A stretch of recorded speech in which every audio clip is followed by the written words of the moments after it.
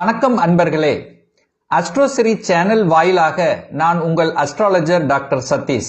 கன்னி ராசி அன்பர்களே, மார்ச் 29 சனி பெயர்ச்சி நடக்கிறது. அதன்படி பார்க்கும் பொழுது இந்த கன்னி ராசி அன்பர்களுக்கு இதுவரைக்கு 6ஆம் இடத்துல கடன், நோய் எதிர்ப்பு, பகை ஸ்தானத்தில் இருந்து வந்த சனி பகவான் இப்ப 7ஆம் இடம் என்று சொல்லக்கூடிய திருமண ஸ்தானத்துக்கு பெயர்ச்சி ஆகிறது. அப்போ இந்த கன்னிராசி அன்பர்களுக்கு கண்டக சனி ஆரம்பிக்குது அப்படின்னு அர்த்தம்.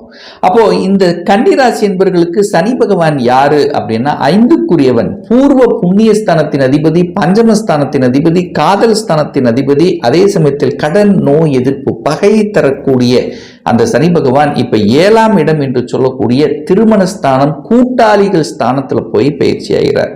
அப்ப என்னதான் நடக்க போகிறது? சோ 7ஆம் இடத்தில் இருக்கக்கூடிய சனி பகவான் என்ன செய்ய போகிறார்? உங்களை நகர்த்த போகிறது. எங்கே? வெளியே நகர்த்த போகிறது. ஊரை விட்டு வெளியே, வெளி தேசத்துக்கு செல்லக்கூடிய அமைப்புகள், சந்தர்ப்பங்களை உருவாக்கும். சொந்த ஊரை விட்டு வெளியே நகரக்கூடிய தன்மை, மனைவி சார்ந்த விஷயங்கள் அல்லது கணவன் சார்ந்த விஷயத்தில் சொத்துக்களை அனுபவிக்கக்கூடிய தன்மை, கூட்டு தொழில் சார்ந்த விஷயத்தில் இருந்து வந்த சில வில்லகங்களை களையக்கூடிய தன்மை இந்த காலகட்டம் உண்டு. ஆனா என்ன ஒரு விஷயம், மனைவி அதாவது கலத்துற விஷயத்துல மட்டும் கொஞ்சம் கவனம், எச்சரிக்கையோட இருக்கணும். உங்க குடும்ப விஷயத்தில், கணவன் மனைவி விஷயத்தில் 3ஆம் நபர்களினுடைய குறுக்கீடு உள்ளே வராமல் பார்த்து கொள்வது இந்த காலகட்டம் சிறப்பை ஏற்படுத்தி கொடுக்கும். அதுல எந்த மாற்று கருத்தும் கிடையாது. அந்த 7ஆம் இடத்தில் இருக்கக்கூடிய சனி பகவான் தனது 3ஆம் பார்வையாக 9ஆம் இடமான பாக்யஸ்தானத்தை பார்க்கிறார். அப்ப என்ன, தந்தையினுடைய ஹெல்த் விஷயத்துல மட்டும் கொஞ்சம் கவனத்தை எடுத்துக்கொள்ள வேண்டும். இந்த 2.5 வருடங்கள் பார்த்தீங்கன்னா தாய் தந்தை சார்ந்த, வர்க்கம் சார்ந்த விஷயங்கள், தாய் ஸ்தானத்தையும் பார்க்குது. கரெக்டுங்களா? 7ஆம் இடத்திலிருந்து 10ஆம் பார்வையாக 4ஆம் இடம் என்று சொல்லக்கூடிய தாய் ஸ்தானத்தை பார்க்குது. 7ஆம் இடத்திலிருந்து 3ஆம் பார்வையாக தந்தை ஸ்தானம் என்று சொல்லக்கூடிய 9ஆம் இடத்தை பார்க்குது. அப்ப தாய் தந்தையரை நன்றாக பார்த்து கொள்ள வேண்டும். அவங்களுடைய ஹெல்த் விஷயத்துல அக்கறை எடுத்துக்கொள்ள வேண்டும். அவங்களோட கருத்து வேறுபாடுகள் வராமல் பார்த்து கொள்வது ரொம்ப ரொம்ப இம்பார்ட்டன்ட் இந்த கன்னிராசி அன்பர்களுக்கு.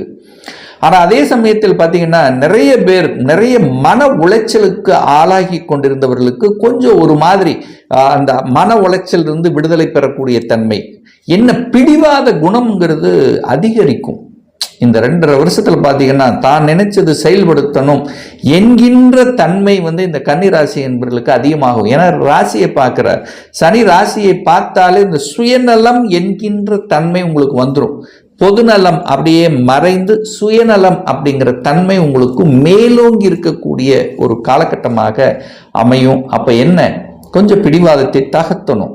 கணவன் மனைவிக்குள்ள கொஞ்சம் விட்டு கொடுத்து அனுசரணையோடு செல்லணும் என்பதை மட்டும் ஆழமாக மனதில் பதிய வைத்து கொண்டாலே போதும்.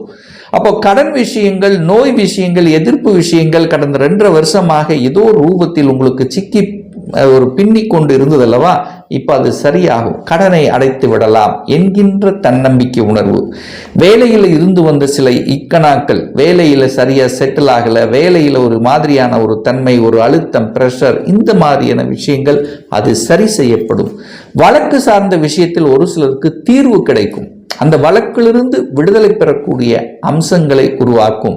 இந்த கன்னிராசி என்பவர்களுக்கு நிறைய பேர் மெடிக்கல் சம்பந்தப்பட்ட ஒரு இதுல என்ட்ரி ஆகணும் அப்படிங்கிற எண்ண ஓட்டங்கள் அதிகமாக கொடுக்கக்கூடிய ஒரு சனிப்பெயர்ச்சியாக நிச்சயமாக அமையும். ஏன்னா மனசு 3ஆம் இடம்ங்கிறது மனசை பார்த்தது, மனசை பாதிச்சது, சகோதர வர்க்கத்தை பாதித்தது. சகோதரனால சில விஷயங்களில் நன்மை கிடைக்கல, சகோதரனுடைய பிரிவு அல்லது சகோதரனுடைய ஒரு நல்ல ஒரு இணக்கம் இல்லாத தன்மை, கருத்து வேறுபாடுகள், இந்த மாதிரியான விஷயங்கள் எல்லாமே கடந்த 2.5 வருடங்கள் இருந்தது. இப்போ அதெல்லாமே விலக காத்து கொண்டிருக்கிறது அப்படின்னு நம்ம சொல்லலாம். ஆனால் நிறைய பேருக்கு பார்த்தீங்கன்னா ஒரு சுகஸ்தானத்தை பெருக்கிக் கொள்ளக்கூடிய ஆர்வம்ங்கிறது இருக்கு. ஆனால் நிறைய இன்வெஸ்ட் போடாம பழசில போடக்கூடிய தன்மைங்கிறது இருக்கும். ஏன் புது வீடு வாங்கணும், ஒரு பழைய வீட்டை வாங்கி ஒரு ஆல்டர் பண்ணிட்டாலே நமக்கு நிறைய மிச்சமாகும் அப்படிங்கிற எண்ண ஓட்டங்களை கொடுக்கக்கூடிய சனிப்பெயர்ச்சியாக அமையும். நிறைய பேர் பழசதை விரும்புவாங்க. இப்போ கன்னிராசி என்பர்கள் பழைய வீடு வாங்கி ஆல்டர் பண்ணி அதை புதுசாக மாற்றுவது. ஒரு வாகனத்தை வாங்கும் போது கூட ஏன் பழைய வாகனம் வாங்கக்கூடாது, ஒரு 2 வருஷங்கள் அதை ஓட்டி பார்த்துட்டு ஒரு இதாயிட்டு நம்ம ஒரு செட்டில் ஆன பிறகு அதுக்கப்புறம் ஒரு புதிய வாகனத்தை வாங்கிக்கலாமே அப்படிங்கிற எண்ண ஓட்டங்களை கொடுக்கக்கூடிய சனிப்பெயர்ச்சியாக நிச்சயமாக இந்த கன்னிராசி என்பர்களுக்கு அமையும். இதில் மாற்று கருத்து கிடையாது. ஒரு சிலர் காதலில் இருந்தவர்கள் எல்லாம் காதல் திருமணம் செய்யணும் அப்படிங்கிற எண்ண ஓட்டங்களை கொடுக்கும். இந்த அதர் கேஸ்ட், அந்த அதாவது அந்நியர்களோட ஒரு திருமணங்கள், அந்த காதலில் இருந்தவர்கள், ஸோ இதெல்லாமே காதல் திருமணமாக கன்வெர்ட் பண்ணக்கூடிய ஒரு காலகட்டமாக நிச்சயமாக அமையும். இதில் எந்த மாற்று கருத்தும் கிடையாது. ஒரு சிலருக்கு பார்த்தீங்கன்னா வேலையில் மாற்றம், உத்தியோக மாற்றம், ஊர் மாற்றம், இடமாற்றம், இந்த மாதிரியான மாற்றத்தை கொடுக்கக்கூடிய ஒரு நல்ல சனிப்பெயர்ச்சியாகவே அமையும். இதில் மாற்று கருத்துங்கிறது இல்லை. இப்போ நட்சத்திர ரீதியாக நம்ம பார்க்கும்போது இந்த கன்னிராசி என்பர்களுக்கு ஃபார் எக்ஸாம்பிள் நம்ம எடுத்துக்கிட்டோம்னா, இந்த சித்திரை நட்சத்திரத்தில் பிறந்தாங்க கன்னிராசி என்பர்கள் சித்திரை 1, 2 அப்படின்னா உங்களுக்கு பிறந்த உடனே நீங்கள் செவ்வாயினுடைய தசையில் தான் இருந்திருப்பீங்க. சரிங்களா? அந்த செவ்வாய் ஒரு 3 வருடங்கள் 3.5 வருட கால அளவு இருந்திருக்கும். செவ்வாய் முடிந்த உடனே ஒரு 18 வருடங்கள் ராகுனுடைய கண்ட்ரோலில் இந்த கன்னிராசி என்பர்கள் வந்திருப்பீங்க. அதாவது சித்திரை நட்சத்திரத்தில் பிறந்த கன்னிராசி அன்பர்கள்.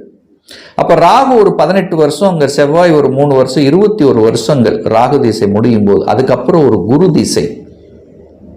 அப்போ இந்த குரு திசை 16 வருடங்கள். அப்போ 21 ஒரு 16 ஒரு 37 வருடங்கள் குருவினுடைய ஆதிக்கத்தில் இருந்திருப்பீங்க. அந்த 36 வருடங்களுக்கு பிறகு உங்களுக்கு சனி திசை வரும். யாரு? இந்த கன்னி ராசியில சித்திரை நட்சத்திரத்தில் பிறந்தவங்க. அப்போ இந்த 36 வருடத்துக்கு அதிலிருந்து ஒரு 19 வருடங்கள் பார்த்தீங்கன்னா உங்களுக்கு சனி திசை நடக்கக்கூடிய ஒரு காலகட்டமாக இருக்கும்.